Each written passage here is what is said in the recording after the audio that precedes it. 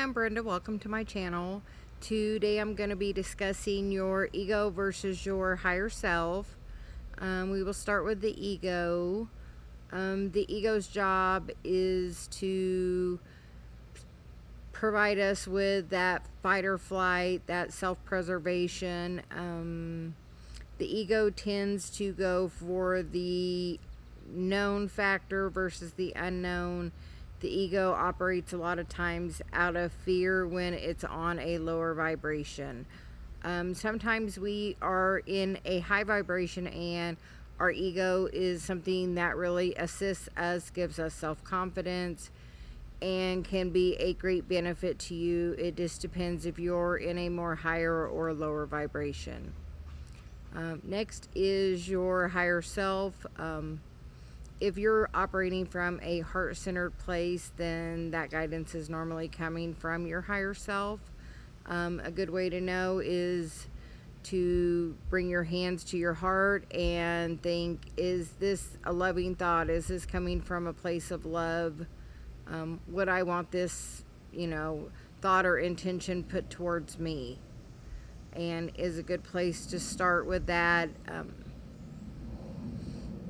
A while back, my husband and I were having a dispute, and it had really went to a very negative place, and I walked in the house for a moment, and it was just enough time for me to follow a little breadcrumb from my higher self, and she told me to grab a couple of chocolates, so I did.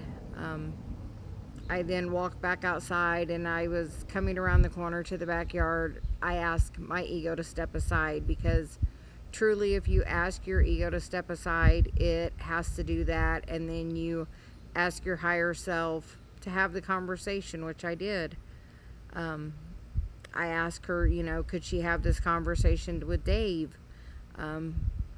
Prior to going into the house, I knew that she was wanting to speak with Dave and give Dave a message, and I could just feel it, but I was still in such a negative place that just walking away for a moment gave me a little bit of clarity. And truly, with my ego stepping aside and my higher self really stepping in to have the conversation, in a matter of 1 minute, it changed the whole energy environment that was going on. It went from a place of hurt and despair almost to almost happy, which is a very good vibrational jump. Her best advice for us was to be happy. So when you're happy and in a higher vibration of gratitude, then you're definitely coming from a place of love. A good example of your ego versus your higher self is, do you want to be right or do you want to be happy?